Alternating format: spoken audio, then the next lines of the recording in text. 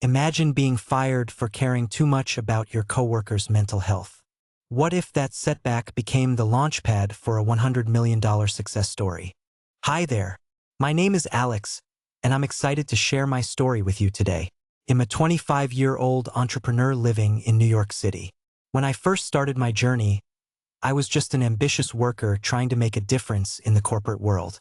But after experiencing some tough challenges, including being fired, I decided to take matters into my own hands. I founded a company called HealDesk, focused on promoting mental health and well-being in the workplace.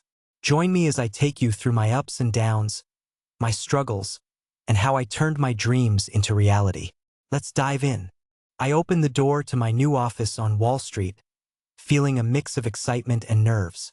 The bright morning sun poured through the glass building, and I thought to myself, this is it, a new beginning. Alex, right? A smooth voice interrupted my thoughts. I turned to see Mr. Johnson, my boss. He looked serious yet friendly. Yes, sir, I said, trying to sound confident. Welcome. I hope you're ready for a fast-paced adventure. Definitely, I smiled, but inside, my heart raced. I wanted to make a difference here. As the days passed, I settled into my routine. I worked hard, staying late, always trying to impress. But I noticed something. My coworkers looked exhausted. They were stressed, tense. I felt it too. One afternoon, I gathered my courage and approached Mr. Johnson. Mr. Johnson? I said, my voice a bit shaky. Yes, Alex? What is it? I wanted to talk about something important. I began, my heart pounding. I think we should consider mental health days for our team. He raised an eyebrow. Mental health days? Yes, a break to recharge. It's really important, I explained, feeling passionate. It could help everyone work better and feel happier. He leaned back in his chair, his expression hardening. Alex, we're here to work. This is Wall Street. We don't have time for that. I felt a lump in my throat. But people need to feel good. It affects everything. That's not my problem, he said, dismissing me with a wave of his hand. My stomach dropped. Okay, I stammered, forcing a smile. I turned to leave but felt like I was dragging a huge boulder behind me. As I walked back to my desk, I felt crushed. I really believed in my idea. Who wouldn't want to feel better at work? I overheard two coworkers talking. Did you hear what he said? One whispered. Yeah, he shot down that idea fast. Who does he think he is? The other replied. My heart sank. Did they feel the way I did? Alone? I sat down at my desk, staring at the screen. I wanted to cry, but I couldn't. Hey, Alex, you okay? Sarah, a friendly coworker, asked. Yeah, just had a chat with Mr. Johnson. She frowned. I heard. That sounded rough. Yeah, I admitted. I thought he would care. Don't take it personally, she said softly. You're new. It takes time. I know, but it feels like he doesn't value what I have to say. She sighed. Sometimes people don't think outside the box. But don't give up, okay? Keep trying. Thanks, Sarah, I said, forcing a smile. But inside, I felt sad and betrayed. I wanted to scream, but I care. I wanted to change things for the better. Why was that so wrong? Days turned into weeks, and I started to doubt myself. Was I foolish for wanting to help? I had come ready to make waves, but all I felt was silence. I took a deep breath. I need to push through, but how could I? My heart ached. I just wanted to be heard. I sat at my desk, tapping my pencil against the wood. My heart felt heavy after my last meeting with Mr. Johnson. I couldn't shake the feeling that I'd have to pay for my words. Just then, the phone on my desk rang. Alex, could you come to my office? Mr. Johnson's voice came through, cold and clipped. Sure, I replied, my stomach twisting into knots. I walked down the long hallway, each step feeling like a mile. Why was he calling me again? Maybe I would get a chance to explain my ideas better. I hoped. Come in, Mr. Johnson said when I knocked. I pushed the door open and stepped inside. Take a seat, he ordered.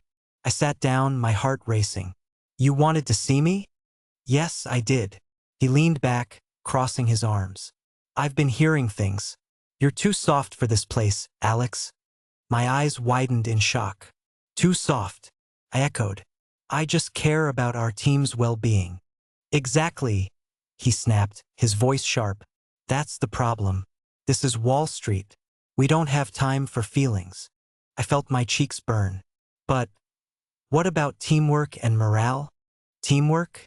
That's just talk, he said, shaking his head. You're not cut out for this. You need to toughen up. I couldn't believe what I was hearing. I thought companies were supposed to care about their employees. He scoffed. Not here. You need to learn that fast. I felt my breath quicken. My mind raced. Was I really going to lose my job for wanting to help? Sir, I understand the pressure here, but I believe. He interrupted. Enough. I don't want to hear your beliefs. You think you can change everything with soft ideas? I clenched my fists. It's not soft. It's important. He leaned forward, glaring at me. You need to go. I'm letting you go. My heart dropped. What? You're firing me? Yes, he said coldly. Take this as a lesson. Toughen up or find another line of work. I felt tears sting my eyes. But I worked hard. He shrugged. Hard work means nothing without results. You're just too weak, Alex. I stood up, shaking. You don't know me. I'm not weak. Actually, I do know. And you can't stay here, he said, dismissing me with a wave of his hand. I walked out of his office, trying to hold back the flood of emotions. I felt angry, sad, and lost all at once. How could he do this? As I reached my desk, Sarah looked up with concern. Alex, what happened? I got fired, I said, my voice shaking. Her eyes widened. What? Why? Mr. Johnson said I was too soft, I replied, feeling my chest tighten. Too soft? That's not fair, she exclaimed, her face showing disbelief. I just wanted to help, I said, fighting back tears. You shouldn't feel ashamed for caring. That's strength. I nodded, feeling a tiny flicker of anger. You're right. I won't let this break me. But what will you do now? She asked gently. I don't know, I admitted, but I can't let him define who I am. As I walked out of the building for the last time, I felt a surge of determination. I wanted to make a difference, and I would find a way. I couldn't let one person's opinion crush my spirit. I wanted to prove that caring wasn't a weakness. It was my strength, and I'd find a place that understood that. I sat in the small cafe, staring into my coffee cup. The steam rose in swirls, but nothing could lift the heavy feeling in my chest. I remembered the cold look on Mr. Johnson's face when he fired me. Hey, Alex, Emily called out as she walked in. I forced a smile, but I could see the worry on her face. What's wrong? She asked as she slid into the chair across from me. I got fired, I said softly, my voice barely above a whisper. Emily's eyes widened in disbelief. What? You? But why? Mr. Johnson said I was too soft. I shrugged, trying to act casual, but my heart raced. Too soft? She echoed, anger flashing in her eyes. That's ridiculous. You care about people. Yeah, well, he doesn't see it that way, I said, feeling the tears prick my eyes again. Ugh, I'm so angry right now, she huffed, her fists clenched. That guy is a total jerk. I chuckled lightly, despite my pain. Thanks for having my back. Listen, Emily leaned in, her voice dropping to a serious tone. You shouldn't let some old-fashioned dude tell you who you are. You have great ideas. I guess, I said, still feeling unsure. No, she insisted. I'm serious. Have you ever thought about starting your own company? I blinked. My own company? Like, for real? Why not? You care about mental health, right? You could create a place that values that. Do you really think I could? I asked, my heart racing at the idea. Of course. You could build a team that supports each other. It would be amazing, she said, her eyes shining. I bit my lip, feeling a spark of hope. But I don't have experience running a business. You've got passion and ideas. That's more important, she said, waving her hands in excitement. But what if I fail? I asked, fear creeping in again. Everyone fears failure, Alex. But you won't know unless you try, Emily said, her voice firm. Imagine a company where people are happy and productive. That could be yours. I took a deep breath, letting her words sink in. That sounds incredible. Then let's do it. We can brainstorm ideas, make a plan, whatever it takes. I felt a rush of determination. Okay, I want to do it. Emily's smile lit up the room. Yes, this could be the start of something great. Just think about all the people you could help. What would we even call it? I pondered aloud. I don't know yet, she laughed. But we'll think of something cool. Something that shows we care. My heart raced with excitement. This was my chance. I leaned back in my chair, feeling lighter. You're right, Emily. I won't let anyone tell me I can't care. I want to make a change. Exactly. And if Mr. Johnson can't see that, then it's his loss. I nodded, feeling empowered. I'm ready to take the leap into entrepreneurship. As we talked and laughed about our future plans, I realized something. This was my opportunity to create something special. It wasn't just about proving Mr. Johnson wrong. It was about standing up for what I believed in. And finally, I felt a spark of hope bloom inside me. I was ready to chase my dream. I walked into the small office where Dana worked, my head buzzing with ideas and nerves. Dana was my mentor, a successful entrepreneur. She was smart, kind, and always took the time to listen. Alex, it's good to see you, she said, standing up to give me a hug. Hi, Dana. Thanks for meeting with me, I replied, feeling warmth spread through me. Of course. What's going on? She asked, her eyes sparkling with curiosity. I took a deep breath. Well, I got fired, I blurted out, feeling the weight of that truth. Her eyebrows shot up. Oh no, I'm sorry to hear that. But what happened? I explained everything about Mr. Johnson and how he called me too soft. I thought I was doing the right thing suggesting mental health days, I said, frustration creeping back in. Dana nodded knowingly. It sounds like you really believe in what you're doing. I do, I said, my voice rising. And now I want to start my own company focused on well-being. Her face brightened. That's a fantastic idea. I started my business because I wanted to make a difference, too. You really think I can do this? I asked, doubt creeping in again. Absolutely, Dana said, leaning forward. But let me tell you, it's not always easy. Like what? I asked, feeling anxious yet curious. Well, when I started out, I failed a lot. I lost money, made mistakes, and had times when I felt like giving up, she admitted. But each failure taught me something. It's all part of the journey. I listened, my heart pounding. That sounds scary. It can be, but it's about resilience. You need to keep getting back up again, she said, her voice strong. How do I even start? I asked, feeling overwhelmed by the idea. It starts with a vision, Dana said. What do you want your company culture to be like? What values do you want to focus on? I thought for a moment. I want a place where people feel safe, valued, and happy. A place where they can express their feelings without fear. Dana smiled. That's a beautiful vision. And it's so important. But you also need a clear plan. Identify your goals, the services you want to offer, and how you can help your future employees. I nodded, starting to feel excited. What else should I do? Network. Talk to other entrepreneurs. Reach out to mentors and learn from them, she advised. You can even find people who share your vision and want to join you. What if I can't find anyone? I asked, a hint of fear in my voice. Don't worry. You'd be surprised how many people would support you once they hear your passion, she said. It's all about making those connections. Okay, and I should also think about how to fund it. Exactly.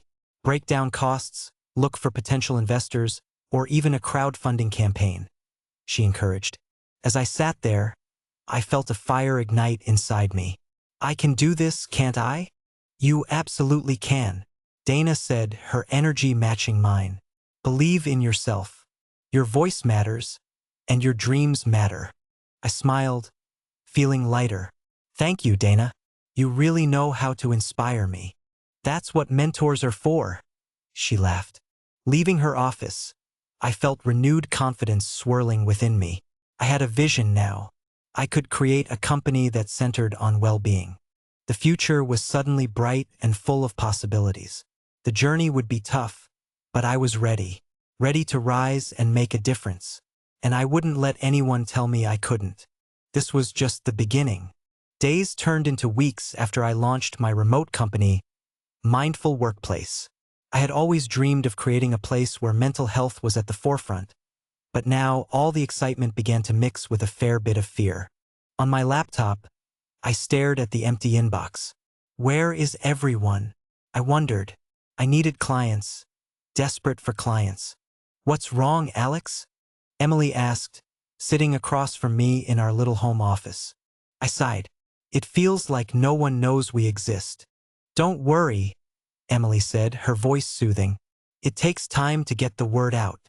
But what if no one cares? I said, feeling a knot in my stomach. She leaned closer. Remember, we started this to help people. Just focus on that. Word of mouth will spread. Just keep putting yourself out there. Yeah, you're right, I said, trying to shake off the doubt. I'll keep pushing. Over the next few weeks, I reached out to friends, family, and even local businesses, sharing what Mindful Workplace was all about. Felt like I was shouting into an empty room. Then one day I got a message from a small company. They wanted to set up a workshop on mental health.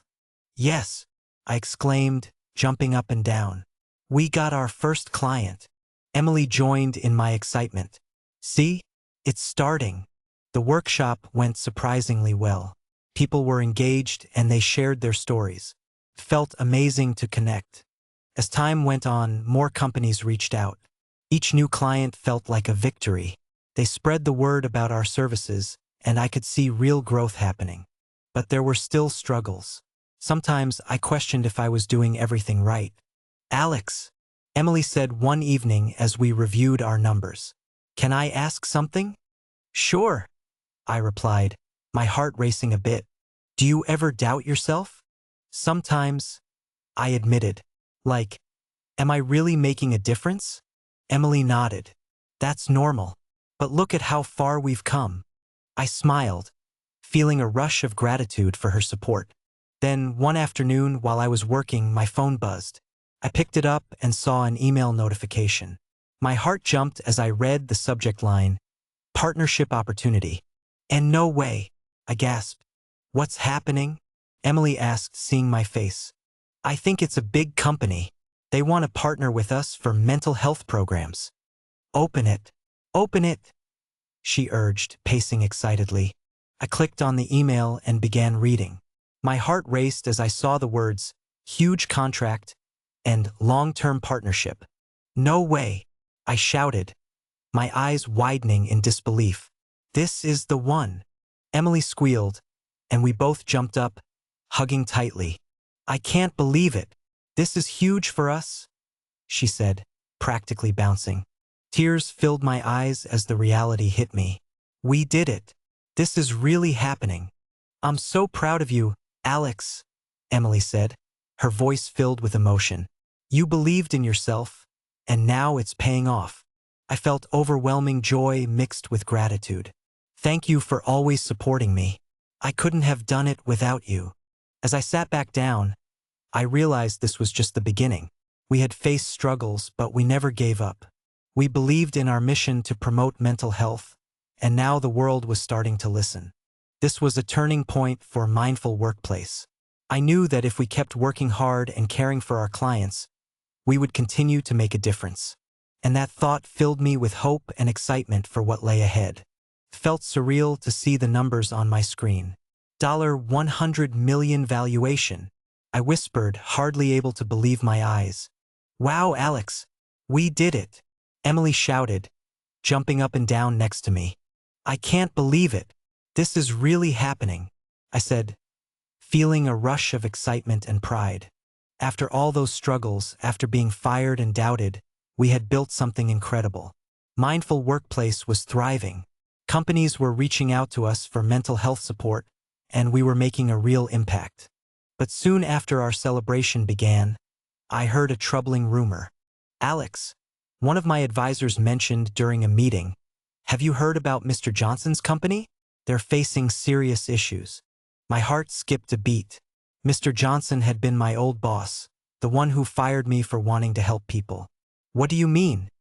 They're losing clients left and right. It's bad, Alex.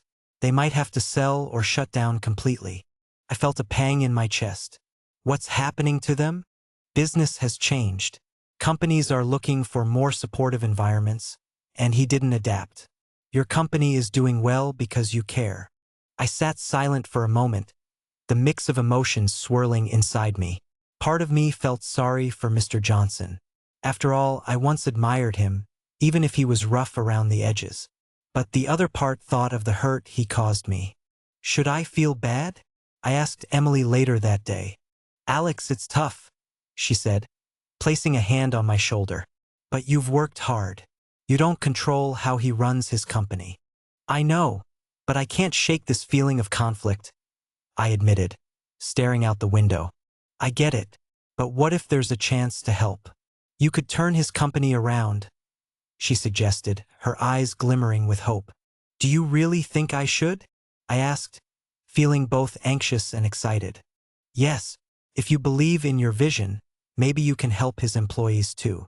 Her words struck a chord. I thought of all the jobs that were at stake and what I could do. What if we bought his company? We could put our values into practice there. Then it's settled. Let's talk to our investors and see if we can make a deal, Emily encouraged. As days passed, I worked on the prospect of buying Mr. Johnson's company. I felt overwhelmed with each step.